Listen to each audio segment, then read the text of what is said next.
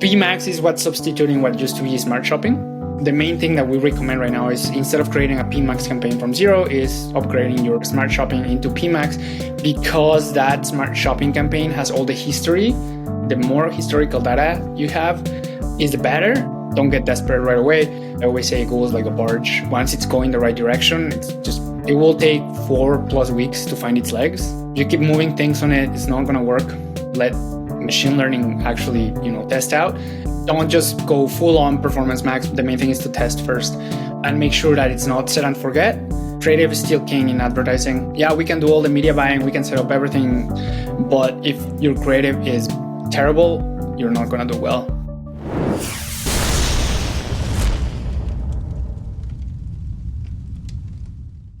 Welcome to All Killer No Filler. I'm Eric here with Saul from the Pilothouse Google team. And today we're going to geek out on Google a little bit and dive into the evolutions of the Performance Max campaign, aka PMax campaigns on Google. So can you just start us off by telling us what exactly is a Performance Max campaign on Google Ads? Sure. I'll give you the Google spiel. Performance Max is supposed to put your business goals front and center when you first build a campaign, and then uses automation to target those goals above anything else. The premise is that they're sort of plug and play, that there is very little knowledge that you need to run those campaigns, that anyone can do it, that basically created for the small business owner. And so that everyone can do Google Ads without the need of a media buyer or an agency or someone specialized in it, just because of the machine learning elements to it and how it serves audiences and how it serves relevant ads to those audiences. You can still use different segmentations of those audiences using some of the regular Google tools, but basically, yeah, like you said, it sounds like a magic solution to advertising. And we'll get into a little bit of the nitty gritty about what you need to be thinking about with these campaigns. But just at a high level, these are actual keywordless campaigns. I started my career in digital marketing. I don't want to say when, in the 2000s, creating huge, multifaceted keywordless keyword spreadsheet documents where you're breaking them down into small levels. And that really was a lot of the work, was like building your segments out through the audiences you target, through the keywords. And PMax doesn't even have any keywords. Is that right? Yeah, so what happens is they're goal-based campaigns, and yeah, they're not based on keyword like search, which is the main the core of Google, right? So the first thing is don't turn off your keyword campaigns. You still need them if you're going to have a comprehensive advertising strategy. You always need to run Performance Max alongside your core campaigns. Do they eat in? If you've got, because I know part of the thing with keywords is that actually gives you data. You can actually start seeing which of your keywords are best and you can double down. But with PMax, you don't get that level of granularity of data, right? Exactly. Yeah, you get some information about how each segment is working, your different asset groups, which, asset groups are created by campaign and they include different things. And then you get some report and insights depending on what the machine learning is accomplishing, but you don't get like you said, search term reports and things like that. The basic things that you need for Performance Max are you still need text ads, you still need images, video, shopping feed, either Google My Business, Google Merchant Center, dynamic ads feed. And obviously you need to get your signals, so conversion tracking, first-party audiences and Google audiences. So first-party audiences are your remarketing lists, email lists from purchasers or people that have signed up to your newsletter, that kind of thing. And then, Google audiences, including custom audiences, which can be based on keywords. So there are keywords involved. There's just not, you don't have a little space where you're like, I want to target these keywords. You create custom audiences, which can be based on keywords. It's like a second step. Yeah. Oh, that's interesting. So Google isn't like, is Google looking to enhance your audiences based on what it reads across all of your assets, or is it still leveraging, using you to select which audience you want to reach with this? So it's using the different asset and the different audiences that you give to those asset groups is what Google is going to start learning, and using past learnings, right? So basically, if we're gonna just get into details now, for example, PMax is what's substituting what used to be smart shopping. And the main thing that we recommend right now is, instead of creating a PMax campaign from zero, is upgrading your smart shopping into PMax, because that smart shopping campaign has all the history about your audiences and how they were performing in terms of that goal, which is purchases, to maintain those learnings for the different audiences. And smart shopping was still based on keywords, because smart shopping grabbed the keywords on your titles and descriptions from your products and ran it across, display, shopping, and all the placements, and also looked at affinity audiences and that kind of thing to serve on display, to serve on YouTube. So all of that smart shopping learning, you can pass it on to PMax by upgrading instead of creating from zero. That's smart. Are they downgrading? Are they going to be phasing out the smart shopping campaigns, or are they going to still be running them head to head? Smart shopping is getting degraded. So if you don't pass onto PMax, there's a point where your smart shopping is just going to get not working anymore. So the thing is, and for example, at Pilothouse, what we're doing and what we've always done when smart shopping existed, that's one of the things that we always mention, right? Like, don't test it. Sometimes smart shopping with us, it was like 2 out of 10 times that smart shopping will outperform regular shopping. And we kind of took that approach to testing Performance Max. Right now, I will say that 50% of the time it's working, and the other 50% is not outperforming or adding much more value to the accounts. It's actually been sometimes detrimental, but you gotta test it. Sometimes there is some branded nipping, but it depends on the account. There's some accounts where it adds more revenue and it doesn't really affect branded revenue. Your branded search revenue stays while you have a new campaign that's getting in conversions and is getting in more revenue. It varies on business. So like the main thing is test. It varies on business niche. It varies depending on historical account data, your previous shopping campaign setup, what assets you give it. So for example, if you don't give it display assets, that's the other thing, right? It's like, oh, it's automated, but it's not really automated, because you still need to create display assets that convert. You still need discovery assets that convert, YouTube assets that convert. So ads that work, putting a little more emphasis on creative. And you have besides video, static creatives, you need your merchant center to be working properly.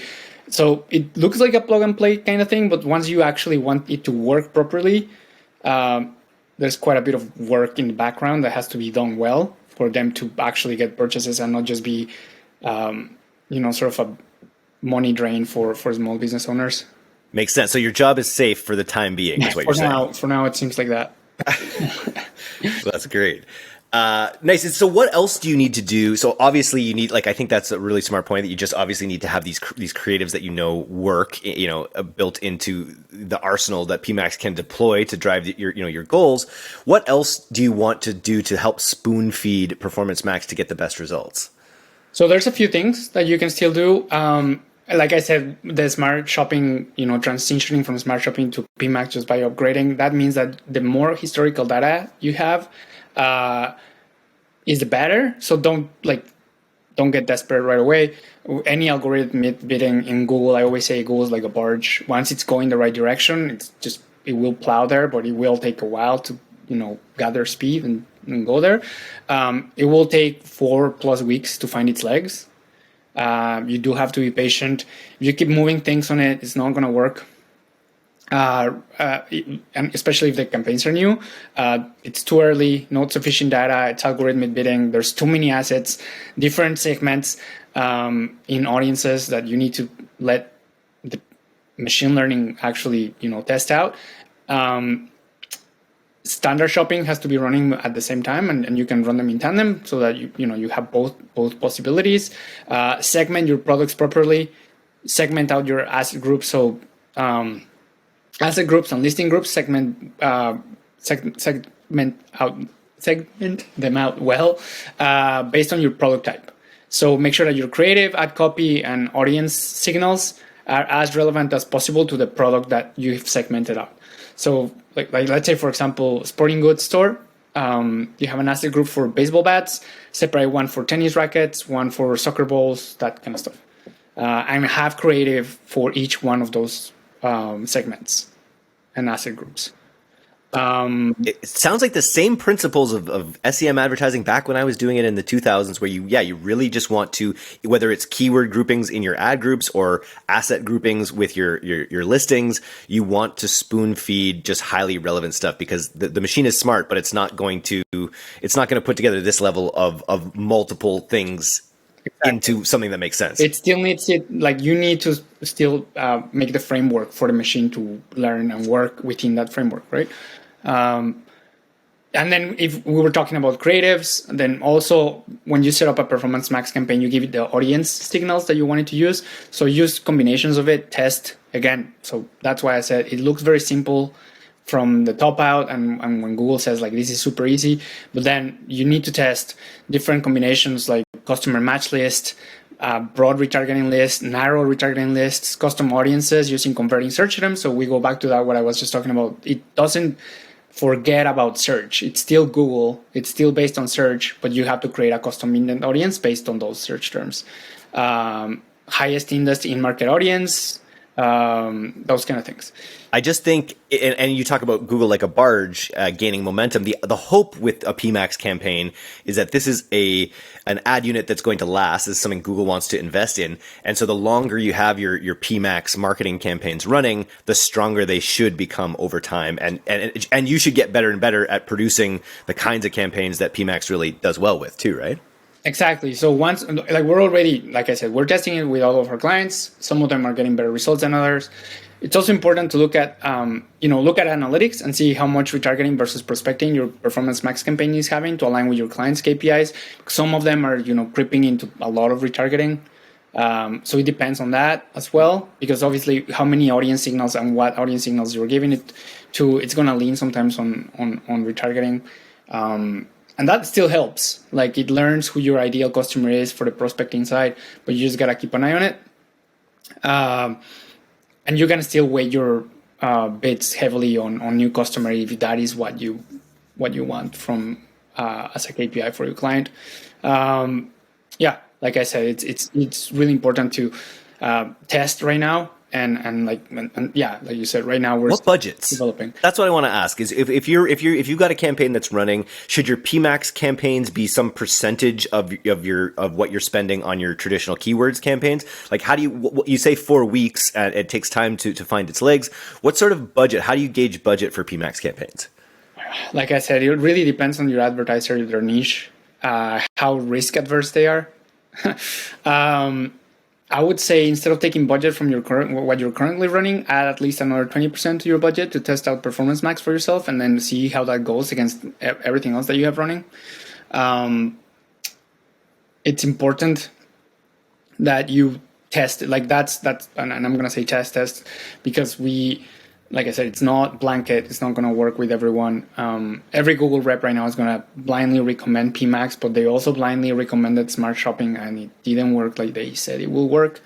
Every time we talk to our Google rep, and they will recommend us, you really need to transition your clients to Smart Shopping. And we're like, well, we actually have tested this, and 8 out of 10 times we've had better results with regular shopping. And they couldn't believe it. We went to show them the numbers, and they're like, oh, well, that's something new. And it's like, yeah, well, yeah, but I'm curious how they work together with your existing campaigns. I've seen a little buzz about people worried they've built up these huge keyword campaigns. They've got all this keyword data. They start running PMax. Is there the worry that PMax campaigns could cannibalize the other campaigns that you might have working? Or is the thinking that this should be incremental growth? They can cannibalize, and they do cannibalize in occasion. Like I said, sometimes it cannibalizes, especially on the branded side. So you gotta be very careful. For example, we're Google partners, so we can actually reach out to a rep and say like, hey, you can't negative keywords on your PMax campaigns unless you have a Google rep.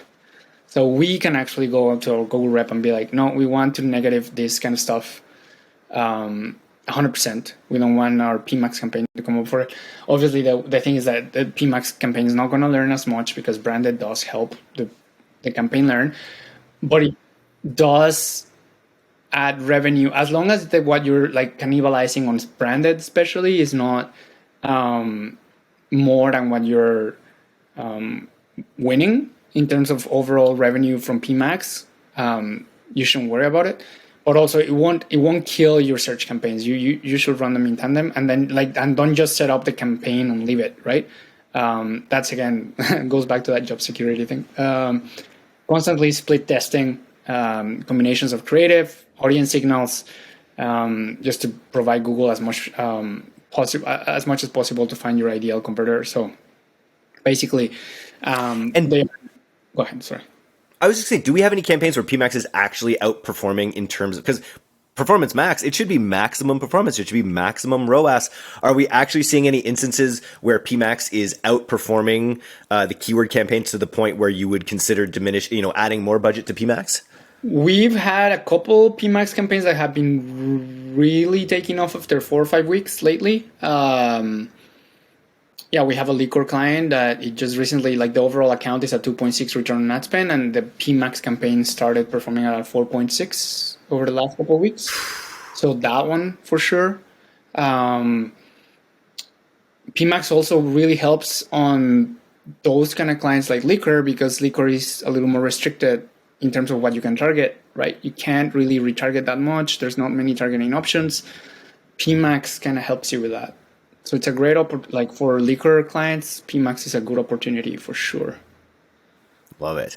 Okay, so I think this podcast is basically a master. If you're out there, if you're hands on the Google control panel, this podcast I think is going to be a huge asset for you. I feel like a lot of people who might listen to this podcast probably outsource. They may not be experts themselves. So what should brands listening to this podcast who have an agency, what should the brand's message to the agency be about PMax? Just like test the shit out of it and be, intelligent about how you do it? I would say for sure, don't just go full on Performance Max. We've had a few incoming clients lately with just PMax, like their agencies just switched them. Everything's PMax. Don't do that. Test. The main thing is to test first, and make sure that it's not set and forget, and make sure that your creative is still king in advertising. I would say that that's super important. We can do all the media buying. We can set up everything. We have our little media buying tricks, but if your creative is terrible, you're not going to do well. So making sure that your creative is on point for those campaigns as well. I love it. You had one other point written down here about opting into dynamic URL targeting. Well, why don't we end it? Like, what do you mean by that? If you have a strong website, but Shopify, they're good they're good to convert people, but they're not, amazing in terms of SEO. And Google likes amazing in that kind of say. So a strong website means dynamic URLs. So you can see those URLs in your reports tab. You can add rules to exclude pages like not align with your conversion actions, like blog posts. But like I said, you need a strong, well converting website that you can actually see the whole structure. So. Nice. We could just finish off with a little, I don't know if you, how have you been following at all how Google's doing? I know I was just hearing about Snapchat the other day about how badly they missed expectations. I just am reading now that Google missed their Q2 estimations, but the stock is still rising. Anything to add on that? I think, advertising spend probably will continue to maybe stay flat over, and everyone had high expectations for the year because they were basing it on 2021, which was an error from the start. But Google's stock, it doesn't only depend on advertising revenue, right? Like direct advertising revenue on it. It depends on, they have a whole host of different products. I think they're better prepared for what's coming. They own their own platform, right? They own Chrome. They can do privacy centered advertising without getting the rug pulled under them like Facebook did, because they own the platform and because people still search and self-select themselves, right? That's the one difference I would say with other platforms like you were mentioning, TikTok, Instagram, Facebook. Google's audiences self-select themselves still. even with these kind of campaigns, we said, they're still based on Google's information about what people are searching on YouTube or Google. Like they're the top two search engines. So any audience that you get on Google is a self-selected audience because it's still mainly and primarily based on search. It's probably the best business model ever created. Having been there from the beginning, just creating this system that just perfectly, drives intent is an absolute, it's an absolute win. But I just wanted to, Sundar Pichai, if you're listening to this and you want to figure out how to take Performance Max to that next level, you're going to have to create an AI Saul. And I don't know if Saul's going to be up for that, but if you're listening to this podcast, we'll do a call. We'll figure out how we can get a meta Performance Max, and we can replace Saul eventually, because I know he wants to get on the beach here. There you go. Nice. All right. Thanks, Saul.